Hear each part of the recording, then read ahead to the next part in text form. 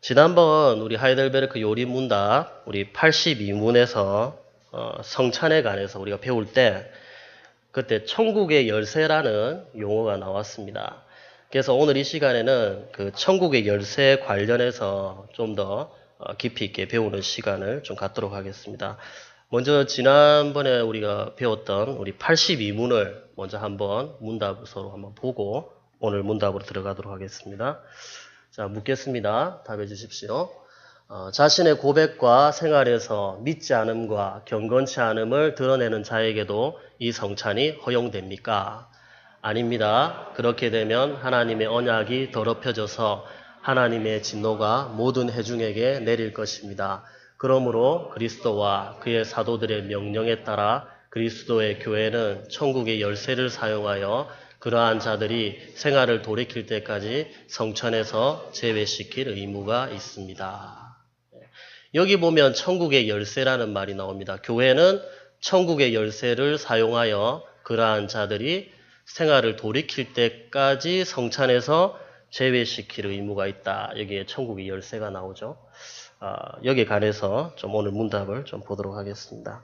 그러니까 이어지는 좀 내용이라고 보시면 되겠습니다.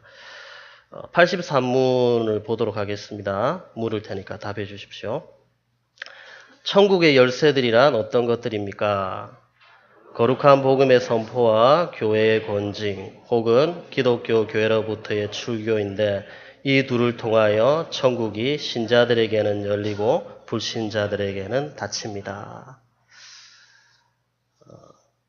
이 천국의 열쇠가 뭐냐, 그리고 메고 푸는 것이 뭐냐, 이런 부분들에 관한 걸 다 설명을 드리면 시간이 너무 많이 갈 것 같아서 이 부분은 다음에 기회가 되면 말씀을 드리도록 하고 오늘 문답에 좀 충실할 수 있도록 하겠습니다. 이 83문에는 이 천국의 열쇠의 두 종류가 있다고 말합니다. 그죠? 하나는 거룩한 복음의 선포 또는 복음의 설교라고 말할 수 있고요. 그 다음 또 하나는 교회의 권징입니다. 그렇게 이 두 개가 천국의 열쇠라는 거죠. 곧 교회의 문을 열고 닫는 그런 역할을 하는 겁니다. 이제 이 84문, 85문이 여기에 대해서 하나씩 설명을 하고 있는데 좀 구체적으로 보도록 하겠습니다. 84문 묻겠습니다. 답해 주십시오. 84문 거룩한 복음의 선포를 통해서 어떻게 천국이 열리고 닫힙니까? 신자들이 참된 믿음으로 복음의 약속을 받아들이면 언제든지 그들의 모든 죄가 그리스도의 공로로 하나님께 진정 사함을 받는다는 것을 그리스도의 명령에 따라서 신자들 개개인과 전체에게 선포하고 공적으로 증언할 때 천국이 열립니다. 그리고 반대로 회심하지 않는 한 하나님의 진노와 영원한 정죄가 모든 불신자들과 진정으로 회개하지 않는 자들 위에 머물러 있다는 것을 그들에게 선포하고 증언할 때에 천국이 닫힙니다. 하나님께서는 이 세상에서와 다가올 세상에서 이러한 복음의 증언에 따라서 심판하실 것입니다. 교회는 이런 복음 선포가 꼭 있어야 합니다. 이 복음 선포는 새롭게 나오는 우리 교인, 새신자만을 위한 것이 아니라 예배당에는 계속 나오지만 아직 회심하지 못한 영혼들, 그리고 또 회심했다 할지라도 그 영혼에게도 이 복음 선포는 지속적으로 이루어져야 하는 것입니다. 그때 이 회심한 영혼에게는 이 천국이 열리는 거죠. 그리고 우리가 오늘 본 답에서도 나오는 것처럼 참된 믿음으로 복음의 약속을 받아들이면 그들의 모든 죄가 그리스도의 공로로 하나님께 진정 사함을 받는다는 것을 그렇게 믿는 사람에게는 이 천국이 열리는 그런 기쁜 일이 일어나는 거죠. 그러나 그리고 반대로 하면서 우리 답에 나오는데 이제 그러나 반응하지 않는 자에게는 여전히 이 천국이 닫힌다 이렇게 말하는 겁니다. 그래서 우리가 중요하게 생각할 것이 하나 있습니다. 여기서 우리가 자칫 오해할 수 있는데 우리가 예수님을 믿을 때 우리가 중립 상태에 있다가 예수를 믿을 수도 있고 믿지 않을 수도 있는 것처럼 이렇게 생각해서는 안 된다는 거죠. 우리는 원래가 다 죄인의 자리에 있던 사람들입니다. 우리가 중립의 자리에 있다가 예수를 믿어서 천국이 열리는 자리로 가고 또 아니면 닫히는 자리로 가는 것이 아니라 처음부터 어디에 있었던 자들입니까? 죄인의 자리에 있던 자들이라는 거죠. 그 죄인의 자리에 있습니다. 로마서 3장 23절에서도 말했던 것처럼 모든 사람들이 죄를 범해서 한 사람도 예외 없이 다 죄인이라는 것을 선언하고 있는 거죠. 여기가 우리의 출발점입니다. 중립지대에서 출발하는 것이 아니라. 그래서 복음이 선포되어서 반응하지 않는다는 것은 원래 우리가 있는 자리에 있는 겁니다. 중립 상태에 있는 게 아닌 거죠. 84문 답에 나오는 것처럼 회심하지 않는 한 하나님의 진노와 영원한 정죄가 모든 불신자들과 진정으로 회개하지 않는 자들 위에 머물러 있게 되는 겁니다. 그러니까 처음부터 그런 상태에 있는 사람들이 계속 그 상태에 머물러 있다 이 얘기를 하는 거죠. 이것을 좀 OX 문제에 비유해서 좀 말씀을 드리면 이렇게 말씀드릴 수 있겠습니다. 우리가 OX의 문제가 나가잖아요. 문제가 나가면 O로 가는 사람도 있고 또 X로 가는 사람들이 있잖아요. 그리고 중간에 문을 탁 이렇게 닫아버리잖아요. 뭐 줄로 긋든지 그죠? 예. 그렇게 이렇게 중립지대에 있다가 O로 가고 X로 가고 하는 게 아니라는 거죠. 그러니까 OX 문제가 시작될 때 처음부터 출발선은 다 X의 자리에 있는 겁니다. X의 자리에 있다가 이 문제가 나오면 거기에 반응해서 O로 옮겨오는 사람이 있다는 겁니다. 출발점은 다 어디예요? X로부터 시작됩니다. X로부터. 복음이 선포되면 O로 옮겨오는 사람이 있는 거죠. 이때는 뭡니까? 문이 열린다. 문이 열리는 거죠. 그리고 시간이 지나면 어떻게 됩니까? 다시 O와 X를 가르잖아요. 그죠? 아니, 문을 닫아버리잖아요. 그래서 O와 X를 확실하게 나눠버리는 거죠. 그래서 복음은 흑과 백을 분명하게 나누어 줍니다. 복음이 선포되는 자리에서 이렇게 희미해질 수가 없어요. 복음의 편에, 생명의 편에 서느냐, 아니면 사망의 편에 서느냐, 둘 중에 하나지 그 가운데 딱 걸쳐있는 이런 지대는 없습니다. 그래서 믿는 사람에게는 영생이, 믿지 않는 사람에게는 영벌이, 멸망이, 사망이 선포되는 거죠. 그게 복음 선포의 시간. 그래서 이렇게 복음 선포를 통해서 천국이 열리고 그리고 천국이 닫히는 겁니다. 85문을 보겠습니다. 교회의 권징을 통해서 어떻게 천국이 닫히고 열립니까? 같이 답하겠습니다. 그리스도인이라는 이름을 지니고서도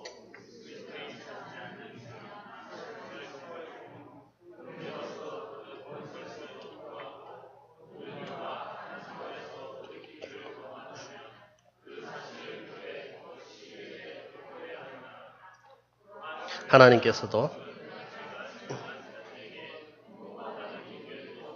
그 공고들을 멸시하는 자들은 그리스도의 명령에 따라 성례와 성도의 사귐에 참여하지 못하도록 금지시켜야 합니다.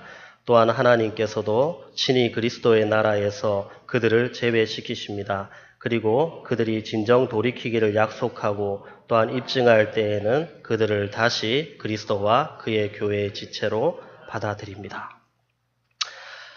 85문은 이제 그 천국의 열쇠 가운데 두 번째죠. 권징에 관한 그 문답입니다. 권징은 교회가 교회다워지기 위해서 꼭 필요한 거죠. 그래서 오늘날은 이 권징이 좀 잘 시행되지 못하잖아요. 권징에 대해서 오늘 함께 읽었던 본문 말씀을 통해서 조금 살펴보도록 하겠습니다. 마태복음 18장 18절은 이 믿음의 공동체에서, 즉 교회에서 형제가 범죄했을 때 여기에 대해서 어떻게 처리할 것인가에 관해서 가르쳐 주고 있는 내용입니다. 여기서는 3단계 해결책을 우리에게 제시해주고 있는데요. 첫 번째 단계는 이렇습니다. 형제가 죄를 범하면 1대1로 만나라. 이게 첫 번째 단계예요. 그리고 가서 공고하는 거죠. 그 죄에서 돌이키라고 공고하는 거죠. 그래도 안 되면 이제 제2단계 작전에 들어가는 겁니다. 한두 사람을 더 데리고 가서 두세 증인의 입으로 말마다 확증하게 하는 거죠. 그래서 들으면 좋은데 듣지 않으면 이제 그 마지막 3단계 작전을 펼치는 겁니다.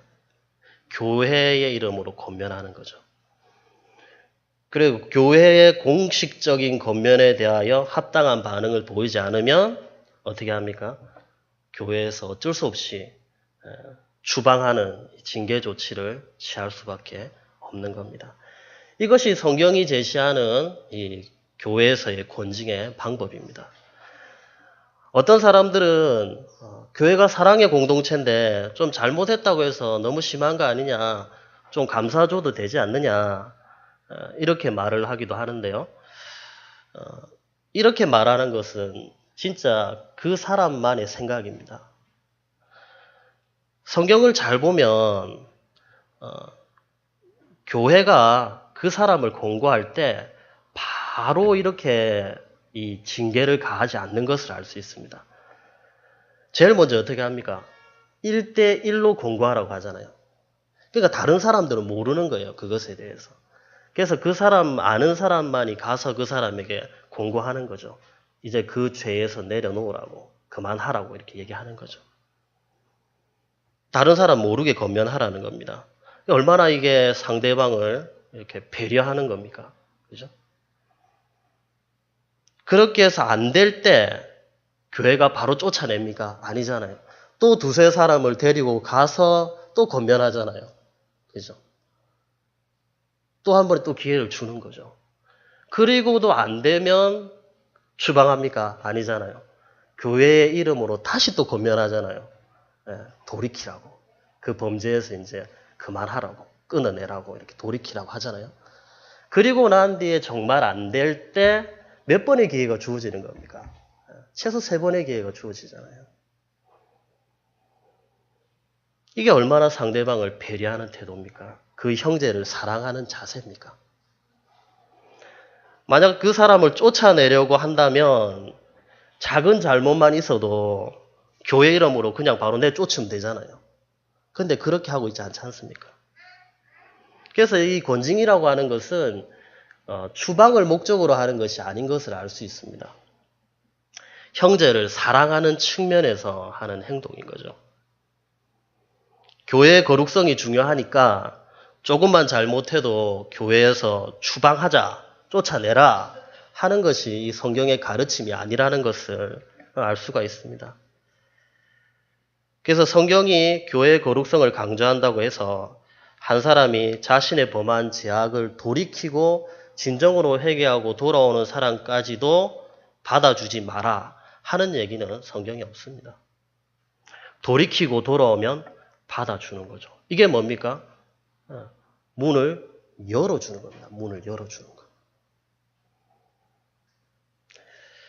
우리 85문의 질문과 84문의 질문에 좀 차이가 있거든요. 85문하고 84문을 잘 보시면 저기 밑줄 친 부분에 질문이 좀 달라요. 84문에서는 천국이 열리고 닫힌다라고 이렇게 질문이 나오잖아요. 근데 85문에 보시면 천국이 닫히고 열립니까? 이렇게 나옵니다. 조금 이게 차이점이 있죠. 그죠? 85문의 질문은 닫히고 열립니까? 근데 이것은 열기 위해서 닫는 겁니다. 그 얘기를 지금 여기서 하고 있는 거예요.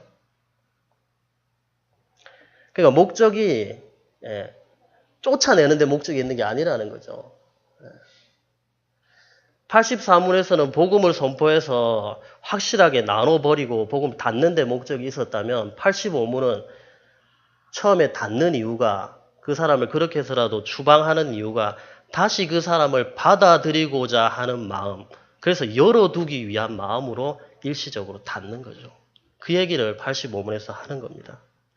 그래서 교회 공동체란 그런 곳이어야 하는 거죠.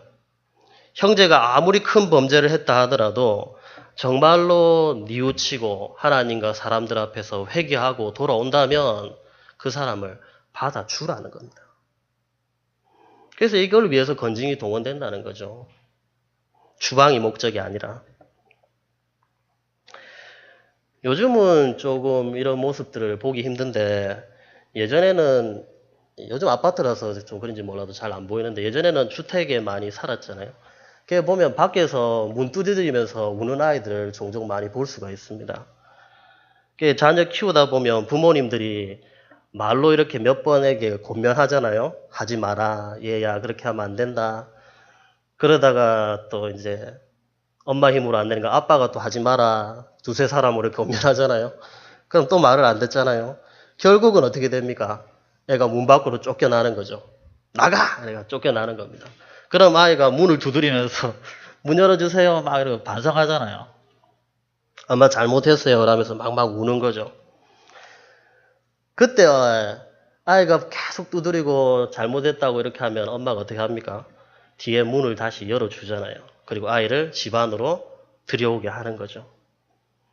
그러면 이제 엄마가 또 애를 밖에 쫓아내니까 또 미안한 마음에 또 뭐 먹을 거 이렇게 주면 애가 눈물 콧물을 해가지고 섞어가면서 막 먹잖아요. 그리고 나면 또 다음날 어떻게 됩니까? 또 어김없이 밖에 쫓겨나 있는 그 아이를 볼 수 있는 거죠. 매번 이제 그런 일들이 반복되는 거죠. 그래서 엄마가 아이 보고 밖에 나가라 하는 것은 아이를 쫓아내기 위해서 그런 겁니까? 너는 이제 우리 집 식구가 아니니까 나가라 이 얘기를 하려고 아이에게 하는 게 아니잖아요.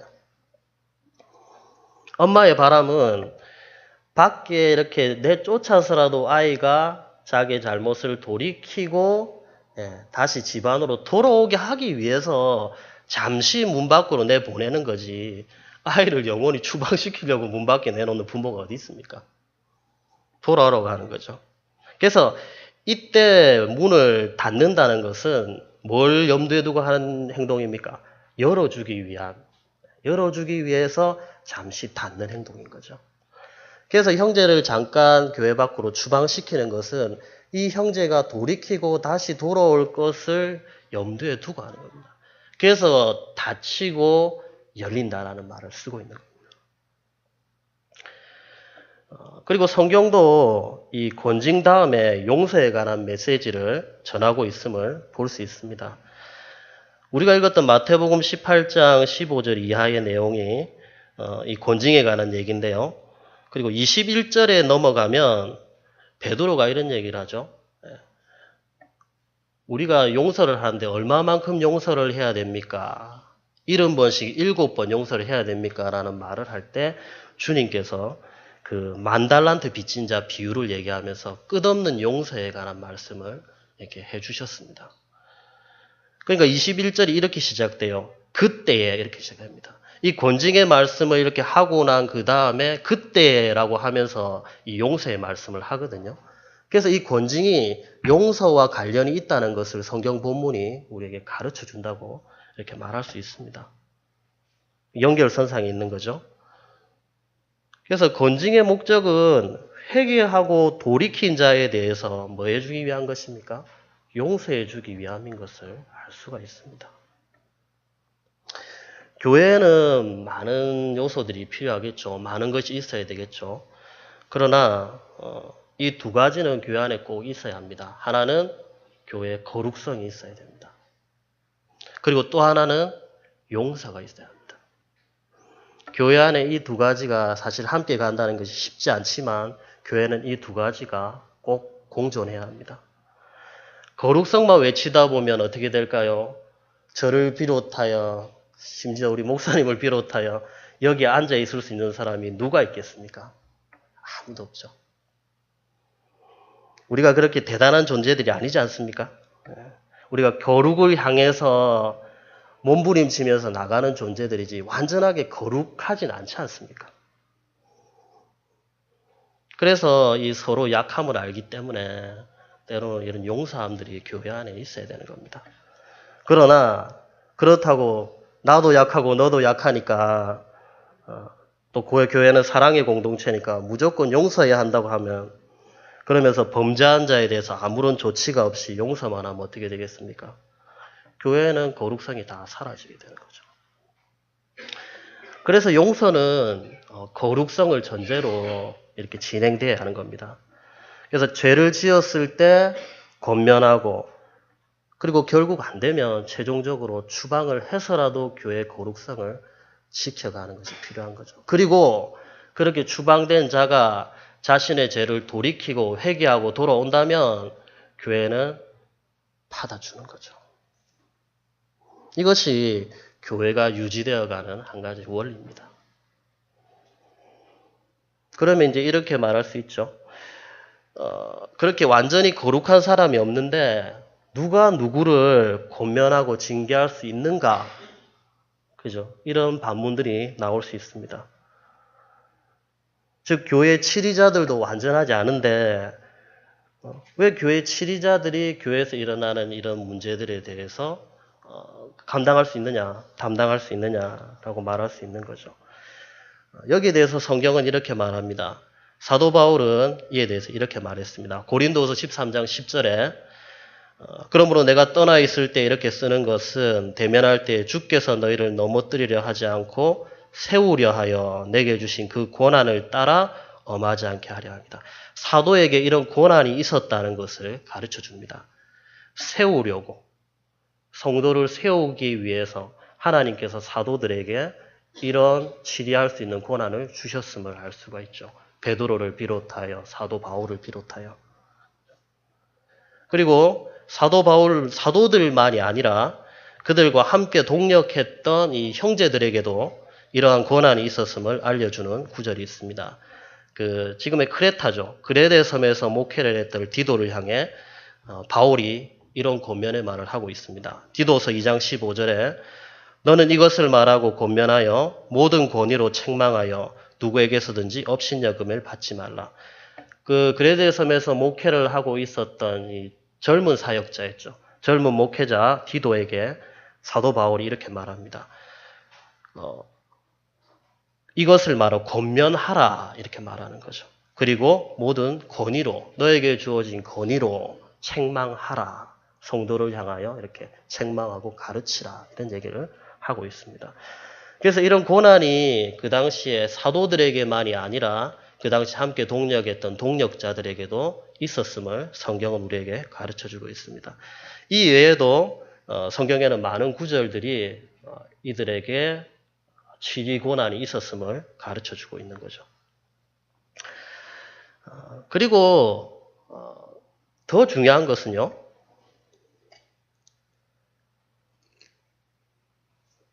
우리가 함께 읽었던 본문에서 18장에서 쭉 끝에 가면 35절에서 이렇게 용서의 부분이 나온다 그랬잖아요. 건징 다음에 그 35절에서 이렇게 말합니다. 너희가 각각 마음으로부터 형제를 용서하지 아니하면 나의 하늘 아버지께서도 너희에게 이와 같이 하시리라. 그 용서에 관한 얘기를 쭉 하시면서 이런 얘기를 하셨는데 하나님께서 죄인인 우리 같은 자를 용서해 주셨잖아요. 하나님의 용서하심이 없었다면 아무리 복음의 설교를 듣는다 한들 거기에 반응할 수 있는 사람은 아무도 없을 겁니다. 그냥 하나님께서 그냥 내버려 두시면 천국 열쇠가 열린다 한들 거기 반응할 수 있는 사람이 누가 있겠습니까? 아까도 우리가 얘기했듯이 우리의 원래 위치가 어디입니까? 죄인의 자리잖아요. 죄인은 그냥 가만 내버려 두면 하나님의 진노, 이 세상과 다음 세상에 영원한 진노 가운데, 그죠? 그 지옥 갈 인생들이잖아요. 근데 그 중에서 일부를 하나님께서 건지시는 거죠. 반응을 하게 하시는 거예요. 복음이 선포되면 반응을 하도록 왠지는 모릅니다. 왜 하나님께서 누구를 구원하시는지에 대해서는 모릅니다. 그러나 하나님께서 그냥 내버려 두셔도 되는 이 사람들 가운데 누구를 건지신 거죠. 그래서 그 건진 받은 사람들이 누굽니까? 은혜 받은 사람들입니다. 그래서 은혜를 받은 거죠. 자기의 공로로 된 게 아니기 때문에 은혜를 받은 거죠. 그래서 건징은 사실 누가 하는 겁니까? 이런 하나님으로부터 건짐을 받은 은혜를 아는 자들이 건징을 하는 겁니다. 하나님으로부터 용서받은 자. 그래서 그 자가 본인도 하나님의 은혜로 이 자리에 있기 때문에 그래서 조심스럽게 권면할 수 있는 거죠. 그래서 대개 신앙이 경륜이 있으신 목사님이나 그리고 우리 장로님들이 이 취리를 하시는 겁니다. 그래서 사랑을 담아서 정말 그 형제가 하나님의 사람으로 잘 세워졌으면 좋겠다는 마음을 담아서 이렇게 하는 거죠. 뭘 말씀드리는 거겠습니까? 그렇기 때문에 교회 구성원 한 사람 한 사람은 그 치리에 잘 따라줄 필요가 있는 겁니다. 네, 너 싫어. 이렇게 해서 권면을 하시는 우리 교회에 치리를 하시는 분들은 아무도 없습니다. 그 사람을 온전하게 하나님의 사람으로 세우고자 하는 열망으로 그렇게 하시는 거죠. 그리고 실제로 우리 교회에 그런 치리를 잘 하지 않잖아요.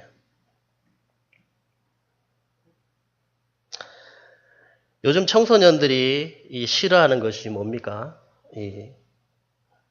징계를 떠나서 권면하는 것조차 싫어하잖아요. 무슨 말을 하려 치면 직접 입으로 말을 안 해도 속으로 네가 뭔데 이런 거죠. 그리고 이제 어른들이 말하면 이러죠.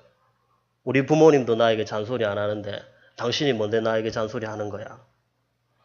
그리고 나 우리 부모님께 한 대도 안 맞아봐서 당신이 뭔데 왜 매를 들어? 이런 청소년들이 점점 더 늘어가고 있는 추세입니다.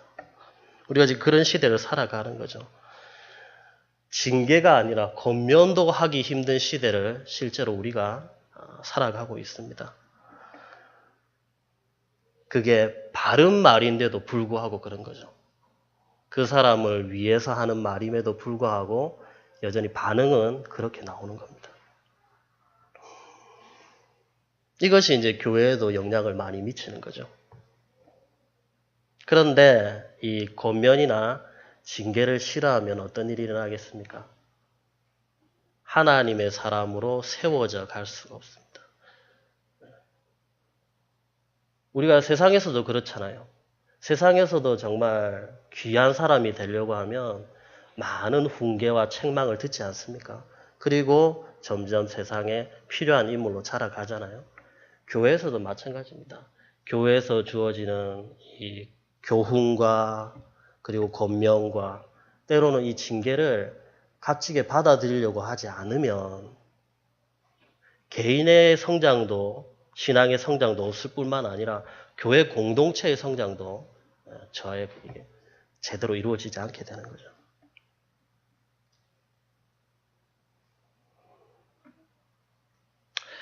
우리가 그렇게 신앙이 좋은 사람들이 아니지 않습니까? 이런 권면과 징계를 통하여 하나님의 사람으로 만들어지는 건데 이런 것이 없으면 늘 신앙은 제자리 걸음을 하다 못해 후퇴하게 됩니다. 저는 이 예배를 드릴 때 좀 그럴 때가 많이 있습니다. 좀 어떤 때는 다 그렇잖아요. 좀 하나님 앞에 좀 잘 사는 것 같고 하나님 말씀대로 사는 것 같을 때가 있잖아요. 그러다가 또 어떨 때는 내가 세상 사람인가 하나님 사람인가라고 구분이 안 될 정도로 그럴 때도 있잖아요. 그죠? 그럴 때 교회에 나와서 앞에 강단에서 나오는 메시지, 설교의 말씀을 듣고 아, 내가 지금 하나님 보시기에 기뻐하는 삶을 살지 못하는구나라는 이 책망을 듣거든요. 아까 우리 84문에서 말했던 것처럼 하나님의 사람에게는 그런 일이 일어나는 거죠. 앞에서 나오는 강단의 메시지가 설교가 그 사람에게 천국 문을 열어주는 겁니다. 그렇게 해서 그 자리에서 돌이키게 만드는 거죠. 그러나 왔는데도 아무런 반응이 일어나지 않는다. 진짜 하나님 앞에 무릎 꿇고 철저하게 기도해야 하는 겁니다. 그런 책망과 교훈을 통해서 다시 하나님 앞에 바로 서게 만들어가는 거예요.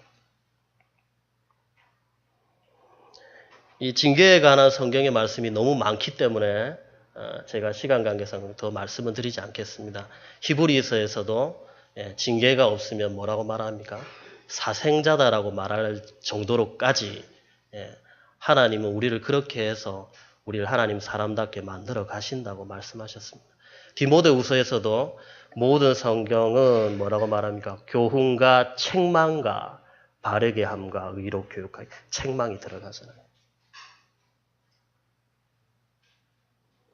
그래서 교회에서 이 천국 열쇠를 가지고 건징을 하는 이 일에 왜 교회가 나에게 이런 마음을 안 가졌으면 좋겠습니다.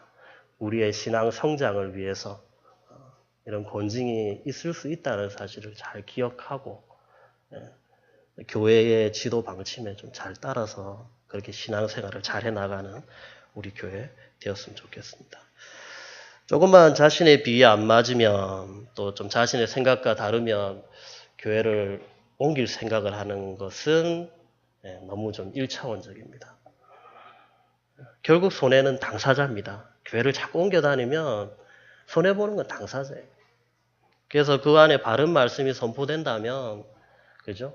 그리고 바른 징계가 있다면, 그 교회 안에 머물러 있으면서 신앙을 성장시켜 가야 되는 거죠. 그런 우리 한우리교회 모든 우리 구성원들 다 되었으면 좋겠습니다. 기도하겠습니다.